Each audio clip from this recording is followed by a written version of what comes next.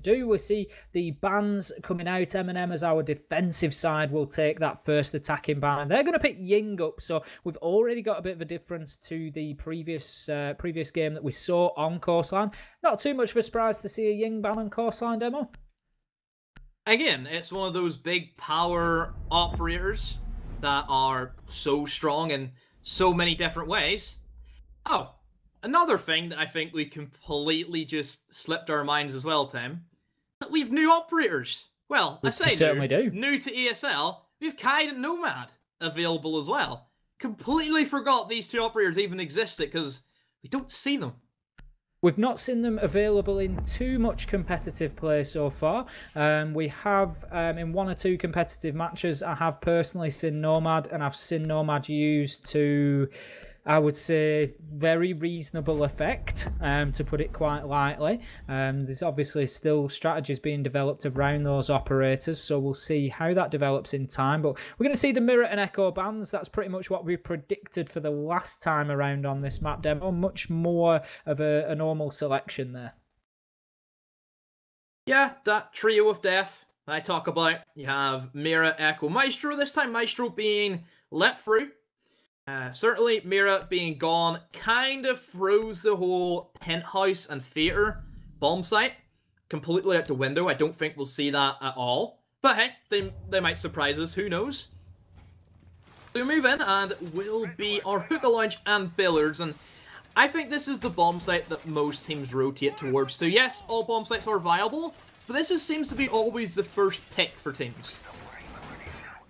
Looking towards round number one then, and as you say there, Demo, such a popular pick now. Hookah generally the first choice for most teams coming onto Coastline, and that's going to be no different for MnM. No surprise to see that Maestro coming out. We had him banned out last time, but like you say, that trio of death, the ones who don't get banned out almost certainly see a high pick rate, so we're going to have Kendrew coming in on the Maestro, and we've seen him playing quite a defensive anchor-based role for MnM so far, taking your operators like Maestro. I think that's probably going to continue. He's got excellent gun skill as well, so he certainly is dangerous in those clutch situations, especially with something like the Alder.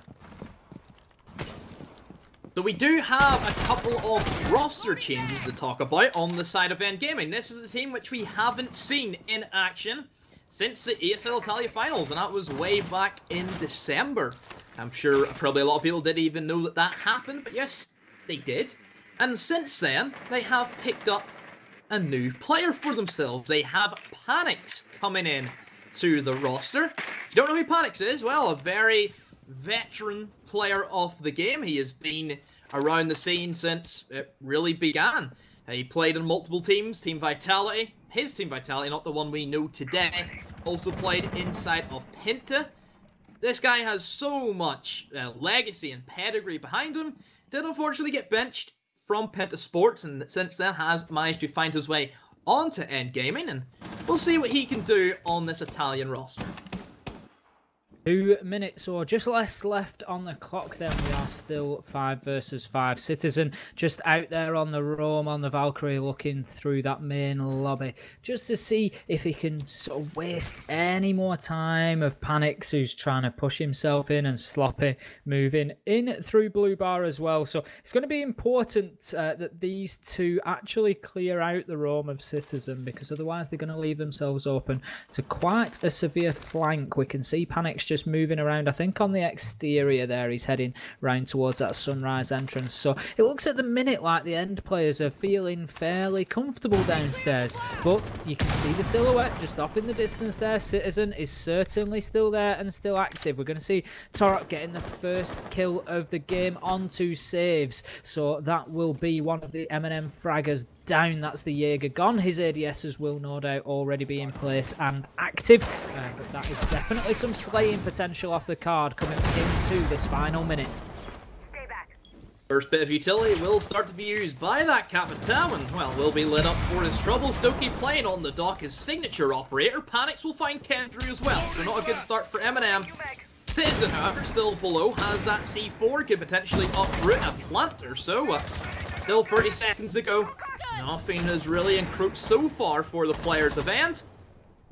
Panic still outside, holding on towards that hookah deck, just waiting for any cross that may want to come in. Sloppy potentially try and find somebody rotating in towards those blue stairs. Rotates up, he knows that Smoke's very close to him. Goes to the pre-fire, finds Nello. Citizen from below finds Peak, and that will stop the diffuser. Doki also finds Lation for the trade out from Sloppy comes in. However, Torek has recovered the diffuser and will go for the plant. The ties come in. However, the floor binds will not land. Diffuser gets planted, and Citizen, a 1 versus 3.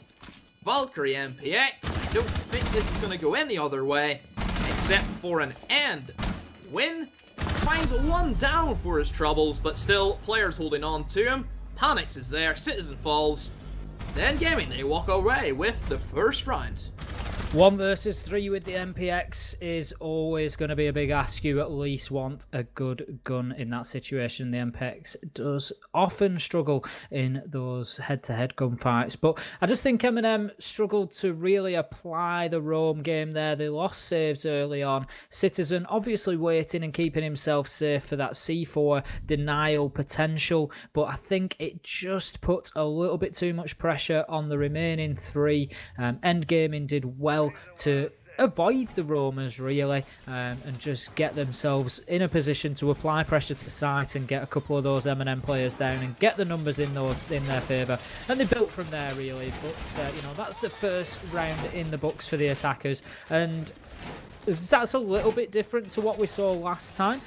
You know, we did see sort of a defensive heavy first 6 rounds, so we'll see if that's something MnM can turn around now. What do you think that they need to do differently here, coming back to this side?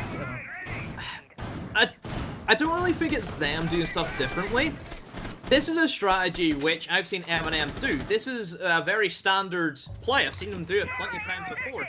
They like to have their Jaeger. Typically, that used to be Funkers, let's not forget, was playing in behind that blue bar. Of course, Saves being that replacement has to also play his position, so that's why he's going to be there. And then, looking at the way they play Citizen, he's always been known as that lurker, that lone roamer who has typically a C4. We see him play either Valkyrie or a Pulse, conflict between the both.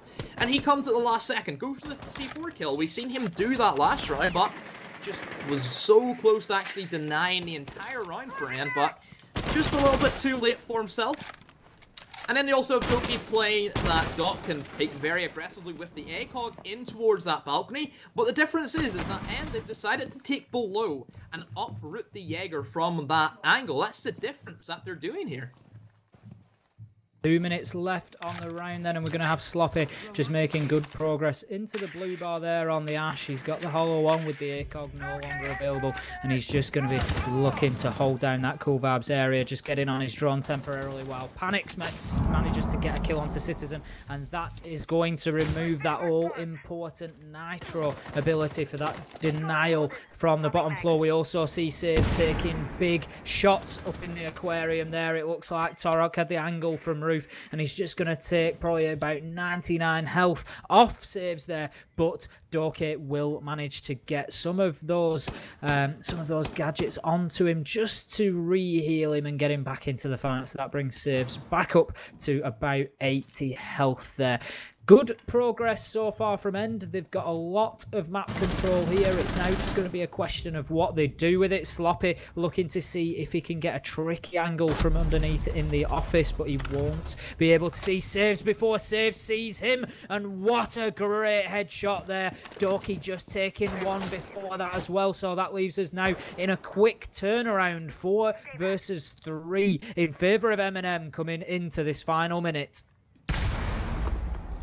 Massive kills coming in from Doki and Saves alike. That's the partnership that we expect from those two. They did lose Citizen early on, but he's not the biggest scare to be losing in the well-oiled machine that is MnM, and Saves just having fun at the moment. Gets a run out onto Elation. Torek and Panics up to them too, and really these are the two players that were playing very far back and holding angles, and Panics will be on that single window, and Nello's ready with the shotgun. However, Saves will beat him to a triple kill for the Jaeger so far. Kendrew cleans up, but MnM this time bounced back with a better round. And EnD, well, they tried to do things the exact same way, and they did get punished for it. That's it. You really do have to show some adaptation in these rounds whereby it's 6 defense followed by 6 attack. You can't just keep doing the same thing because it's successful. If the defenders go back to the same site, having been beaten there, you better believe that they are likely to be prepared for the same or similar to what you did last time. So you really do need to be able to mix it up. And that was something that we saw Vitality do well in the last round, was just adapt and change things on the fly and keep themselves unpredictable. So that's going to bring us into round number 3 then. We are 1 apiece, even spoils so far. We're going to see a couple of changes in operator now that we're moving down to kitchen. So we're going to see Citizen switching out onto the Pulse, and we're also going to see Doki moving away from his trademark Dock and onto Legion. Citizen will be flexing off that Valkyrie and instead will be picking up that Pulse. So again, we know he can flex on these different operators. Has the C4, can deny from below, and certainly if we want to see EnD Gaming take above, which the fact that they're bringing Peak on the sledge does lead me to believe that they want to go down that route. I think Sloppy is going to be the big standout player for EnD this entire season. I've seen this guy nearly drop something like 18 kills in 6 rounds, something absurd like that back at the ESL Italian finals. That man certainly can put those heads together and get those headshots. I'm also still interested to see how Panics fits into this roster. Again, he's filling the shoes of which was Snake, who the replacement is. Nello, out of the blue, finds a double kill with the shotgun onto Elation and Panics as they attempted a rush.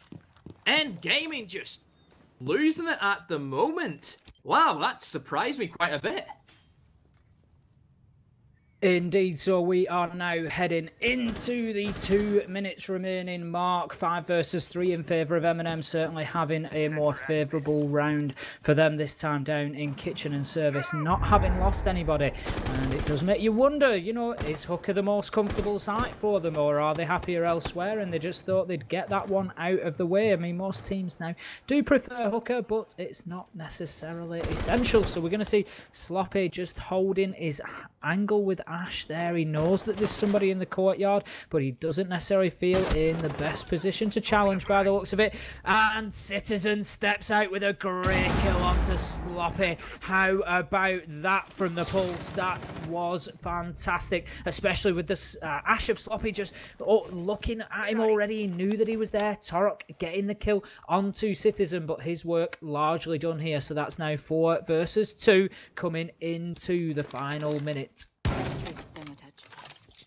Oric will start to open up that triple wall in towards the B bombs. I just missed some of those pellets. Actually didn't. I thought I actually bounced off the desk in front of him. It does manage to get them away, but not for long, as Sage does start shooting off those X-Kairos pellets. Doki, for once in your life, Pete! Finally he does, as Oric will fall to the Legion. Kendrick cleans up house from Pete. Well, MnM just staying strong. EnD Gaming, just that field rush attempt came in to bite them in the long run.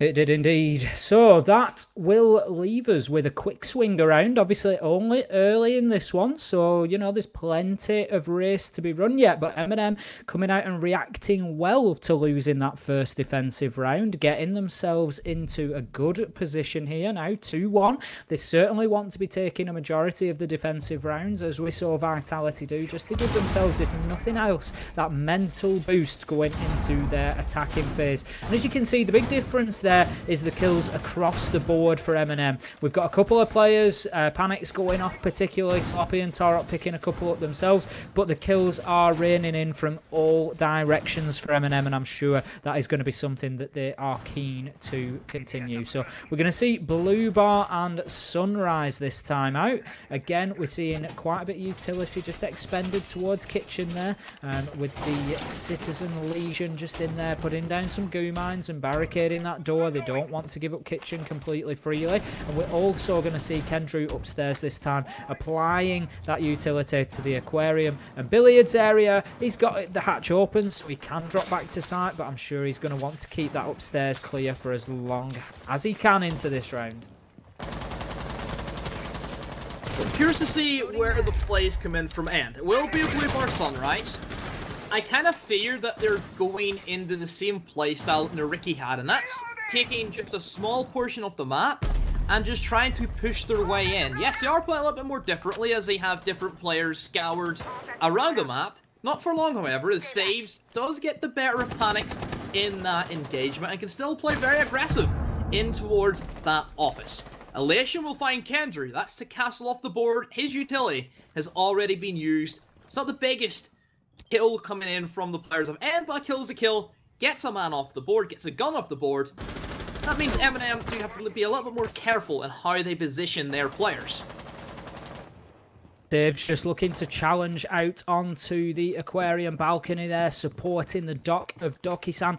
And again, they're just doing very, very well. They've got 1 minute 50 on the clock, and they're still managing to just hold that area out. Saves is going to dip away from that now, and he's going to look to challenge on the flank to that office area. Sloppy is looking towards the security corridor, though, so he's going to have to be careful here. In comes the pre-fire. That's possibly some good drone work there, just letting him know that Saves is approaching. In comes the flash grenade, and it's all just there to try and make things difficult for Saves, but not difficult enough as he gets the shot onto the sledge of Peak, and that will take MnM again into the man advantage situation. Saves is seriously low health here, but he is maximising that health by keeping himself behind bar, keeping himself challenging, and he's just holding up the last two operators of EnD now as Citizen gets a kill himself. Sloppy will finally finish things off on Saves, but that is only about 5 HP off the board, and it's another 10 or 15 seconds wasted for it. So you've got to say that's great efficiency for the use of his hit points there from Saves. That's going to bring us now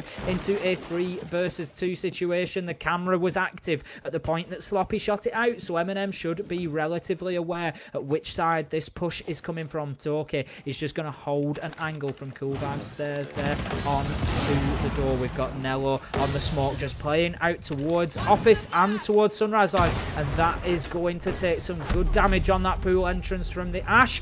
And there comes the double kill. Doki and Citizen just finishing things off for MnM. 3-1, and a very good defense again from MnM Gaming.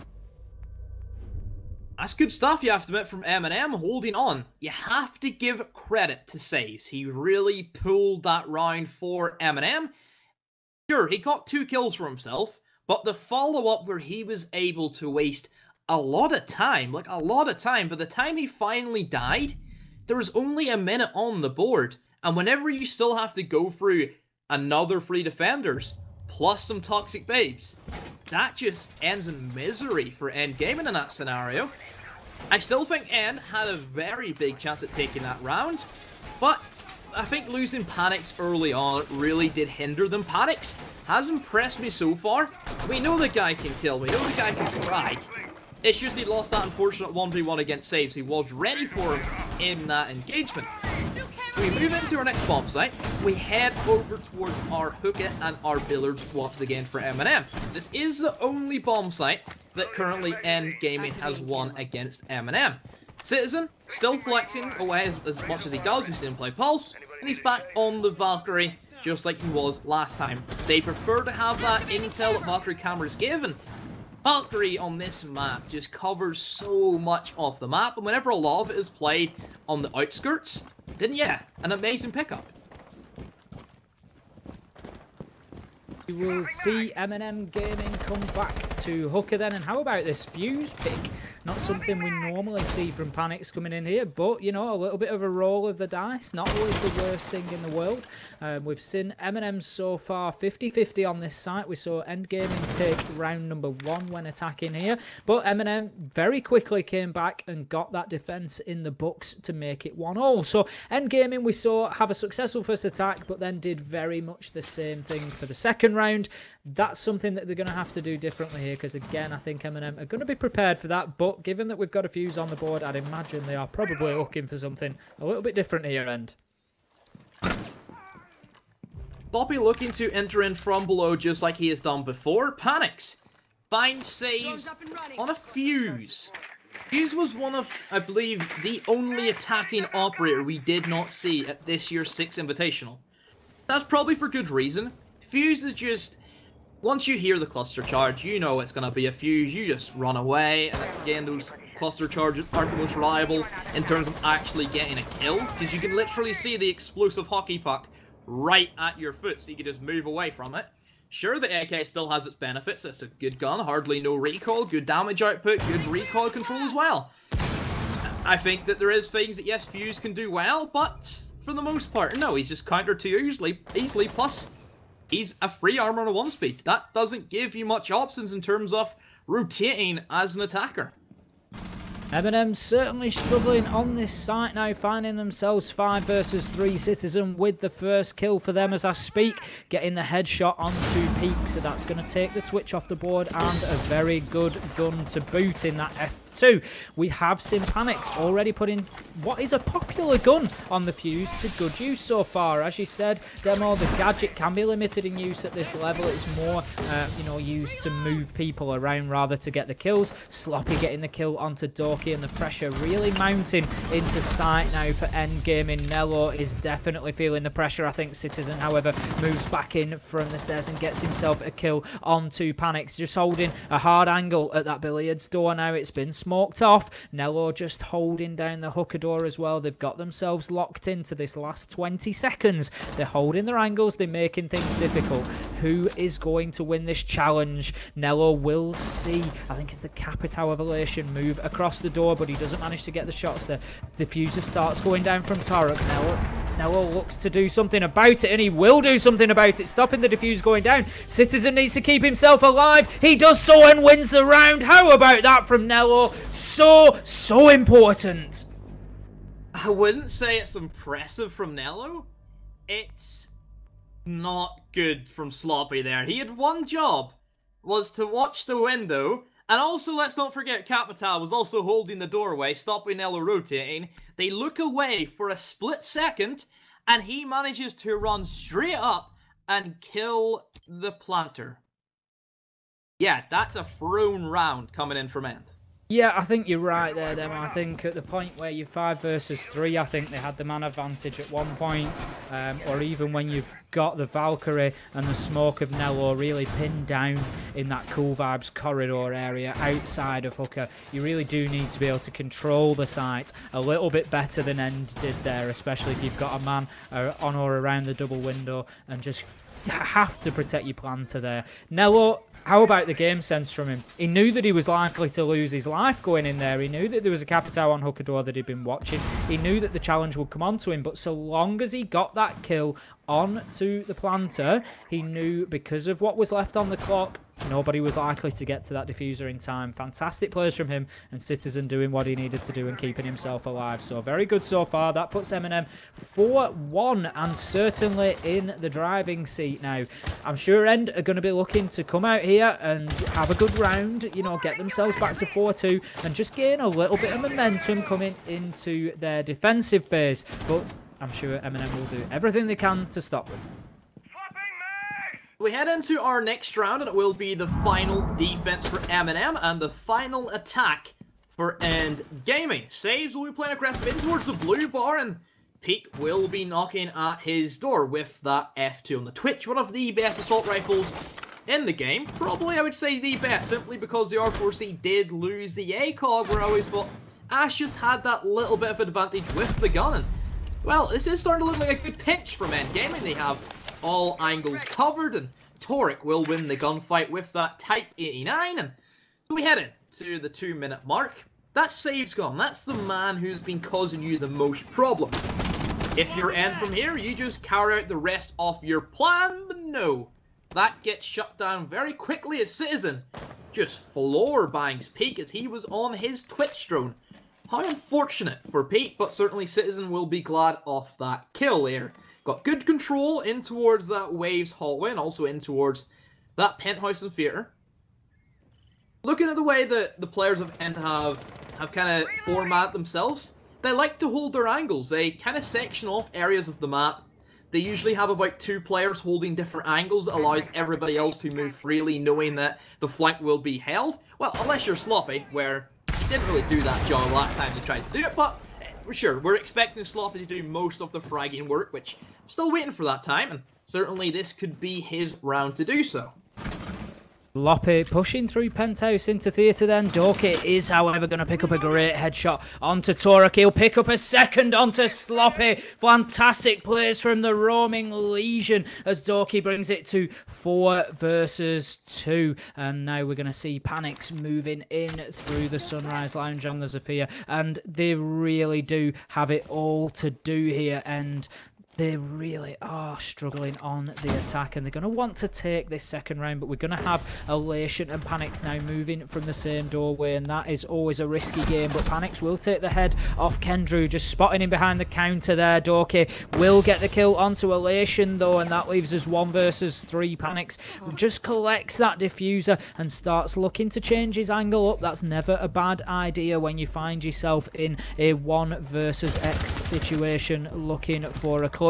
He gets the first onto Dorky. He's going to need 2 more. He's only got 5 seconds. Going to have to play for a plant here if he wants any chance. The barbed wire slowing him down, giving the heads up to Nello, who will finish things with the shotgun. 5-1 MnM. It just seems to be that MnM are winning all of their 1v1 gunfights. The only person I can see consistently actually taking the fight to MnM is Panics. If I'm not mistaken, Peak is currently on 0 and 6. Isn't putting in the work for his team. And again, this isn't just some standard cup. This is Challenger League. EnD have been around inside of Challenger League for, I believe, the past 3 seasons. If I'm not mistaken, this is their 3rd season with their main core. Surely this is a time where you finally say no to being known as a Challenger League team and finally go for that Pro League spot. They came, I believe, 4th place last time. They managed to get through to those Challenger League playoffs where they did lose to Team Empire. Granted, nobody was ever beating Team Empire last season. There was good work coming in from EnD last season. This just looks like a completely different team. It's either that or the competition has just significantly just rose, which I think that's probably the case in this scenario.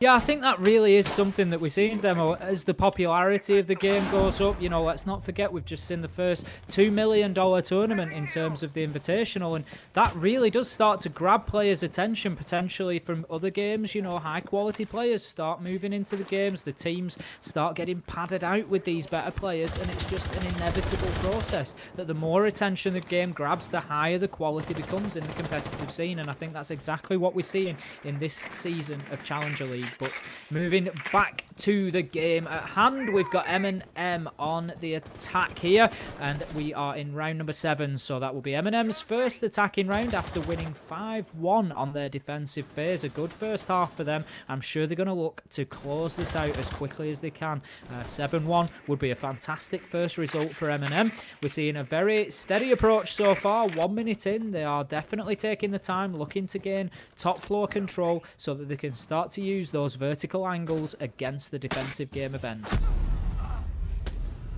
Just seems to be that MnM want it more. They have the passion. You know, they're young, they're new, they have the moxie. They have every tool capable to go the full distance.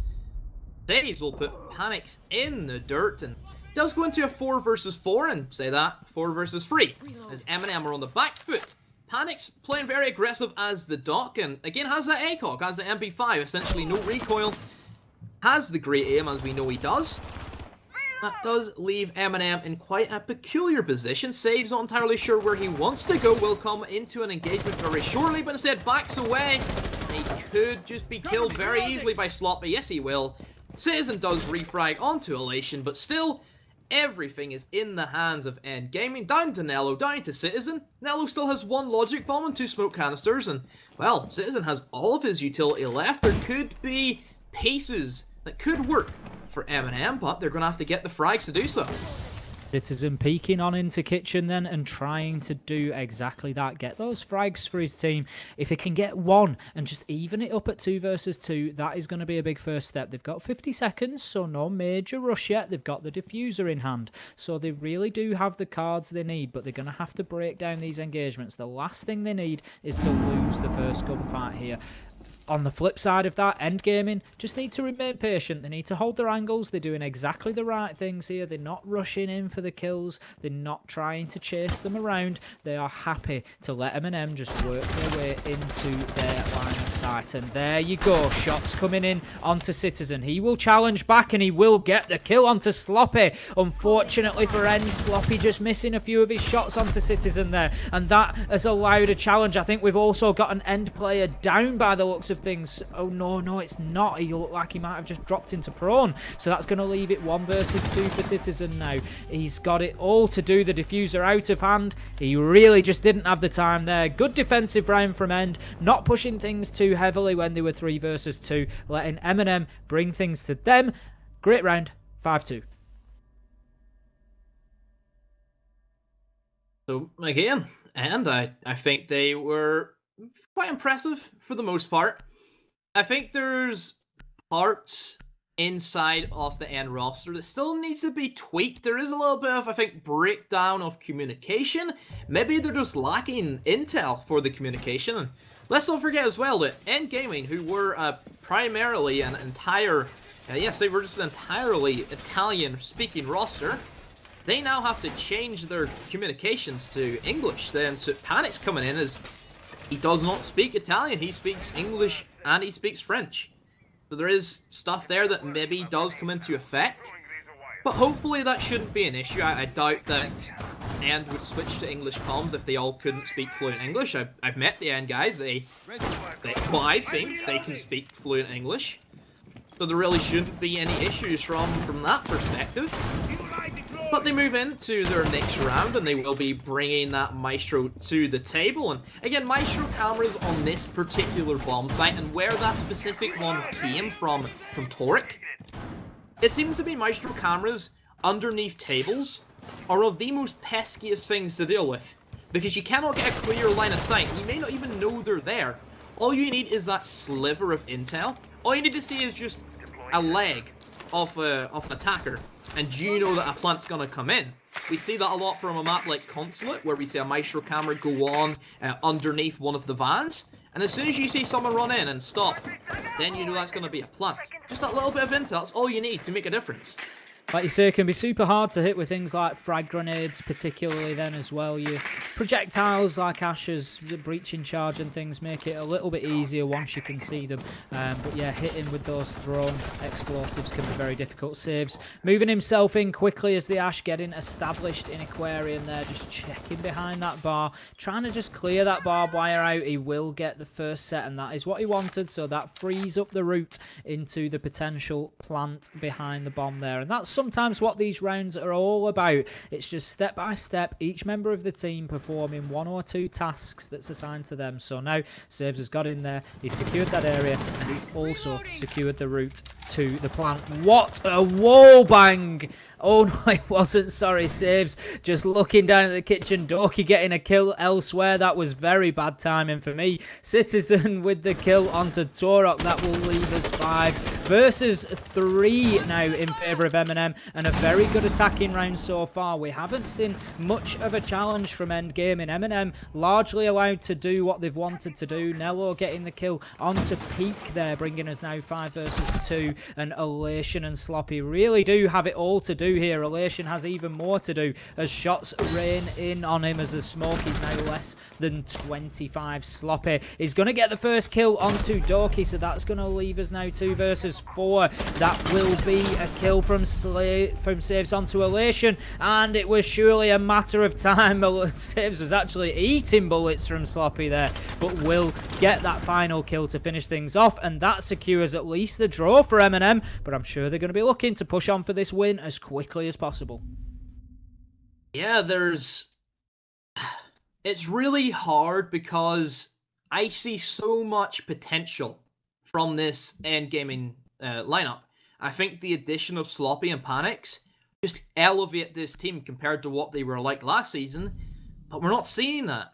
Maybe it's just because they're a little bit rusty. This is their first official match as a team. Maybe it's going to take a bit of time. And, you know, we'll give them a bit of the doubt. They are up against one of the teams that are pitched for that top 2 finish, which is MnM. We know this team has so much quality. You know, the 5 marshmallows. How iconic are the 5 marshmallows? Covered in fire with a ninja bandana. Name a better logo than that. You can't, can you? No, you can't. Marshmallows and fire, name a more iconic duo. Yeah, MnM stands for marshmallows and Molotovs. Fun fact. Fun fact, moving into this match point round number 9 then, we are going to have Panics on the Valkyrie, just getting himself down into that pool entrance area there, most likely going for one of the external Valk cams out onto the trees there. Information is key in Siege, as Demo has already said tonight, and those external Valk cams can be absolutely lethal. They can be as good as a kill themselves sometimes. I'm not sure if Slaves just took that out or not. I don't think he did, but if it was lit up blue, he might have been able to see it. So we've got the Ash of Saves just pushing onto the rooftop now. He's going to start applying some pressure from there. We've got Dorky outside of the blue bar. And really, I mean, we have to look at what can Endgame do differently here, because it wasn't fantastic last time out on this site. Yeah, again, it comes back to that whole adaptability. How will we see things play out differently? It seems to be a bit of the same kind of thing, as Nella will already pick up the first blood onto Torek. That's your Maestro gone. Sure, it's your Maestro, he's already placed on his Valkyrie cameras, but there's one thing that I always worry about with Maestro players is if they die early on, have they turned their Maestro cameras in the correct position? Because that's happened. I'm sure everybody can probably own up and say, yes, I have died before going for a spawn peak, and I didn't turn my Maestro camera. That's happened before. If it hasn't, well, good job.